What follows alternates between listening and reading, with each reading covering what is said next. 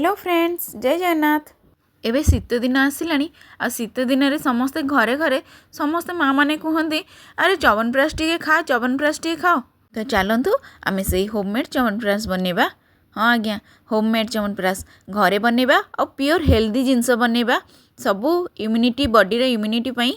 ताले चलतु एबे च्यवनप्राश रो रेसिपीटा शिखि नबा। ये रेसिपीटा पूरा आरंभ रु शेष पर्यंत देखंतु ताहले आपण जानि परिबे रेसिपीटा केमती हिची।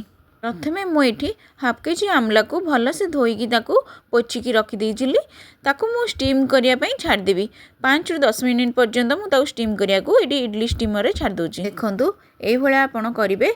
तापरे 5 मिनिट हे गला परे स्टीम हे गला परे तार कलर भी चेंज ही आ तार पाखुडा भी सब बाहरी पड़िबो। ए देखंतु ताले जानिबे जे आपनकर स्टीम हे गला भल से।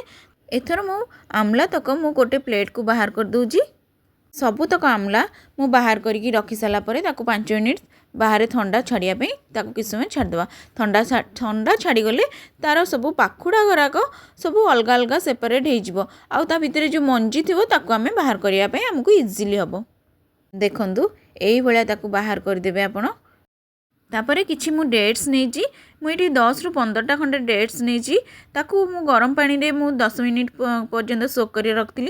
तादर मु इजिली आमको तार मंजी बाहर करने आराम से बाहर पड़ो। देखंतु ये आमलार सब मंजीरा कढ़ाईगला आ डेट्स भी कढ़ाईगला। आठी तुलसी पत्र मु गोटे बाउल खंडे नहीं।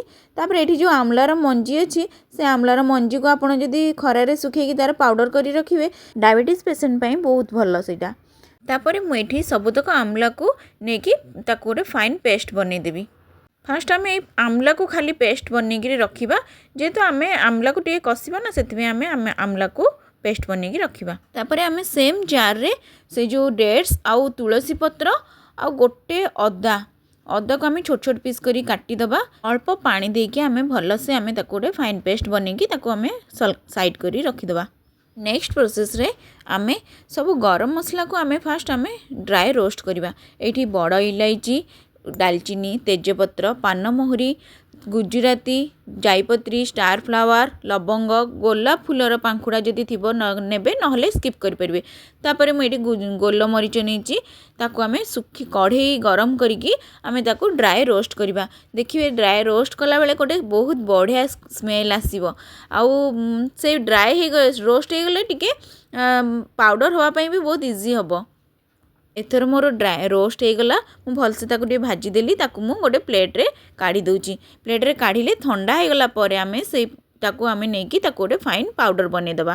तापर आमे कढ़ई गरम करिकि सेम कढ़ई रे आमे घी 2 चामच आमे नबा 2 रु 3 चामच आमे घी नबा भल घी नबा। घी गरम हेले आमे जो आमलाटा को पेस्ट करी रखिथिले से आमलाटा को पकेकी आमे सेथिरे सीम आंच करिकि आमे ताकू भल से कसिबा। आमला टिके कषि आसिले आम से जो तुलसी अदा आउ डेट्स रो जो पेस्ट बनईकि रखिथिले से पेस्टा को ये आम मिक्स करदबा। देखंतु एई भली भाबरे टिके करिवे टे पेशेंस दरकार किंतु ओरिजिनल जिनस तो पाइबे। देखंतु देखंतु मिक्स करदेला परे तार कलरटा पूरा चेंज होगा। तापर आम जो गरम मसला तक रखिथिले ताकू ठंडा करने सेटा ठंडा हो जाइए आम एबे ताकू गोटे पाउडर बनईदबा। फाइन पाउडर बनईदेवा। देखंतु ये भाव में करके रखीदबा साइड रे। आमलाटा टिके कषि आसिले आम से अध किले गुड़ नहीं मु व्यवहार करची।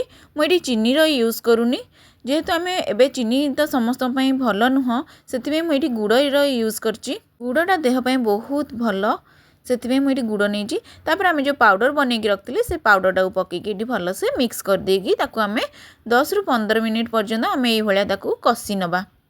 देखो कषिला बेले तो चारिआडे छिटकुची तार कलरटा भी पूरा अलग आसीगला। आउ स्मेलटा तो बहुत बढ़िया आसुची पूरा मार्केट भाया च्यवनप्राश स्मेलटा आसुची। आपण ये करंतु देखिए केते बढ़िया। मु तो भाभी नथिली पूरा मार्केट भाया लगे बोली मते बहुत बढ़िया लगुची जे मु निजे घरे निज हाथ रे मु च्यवनप्राश बनै पारुची बोली। टोटाली अध घंटा समय देवे देखिए आपण निज हाथ में प्योर हेल्दी च्यवनप्राश बनै पारिबे।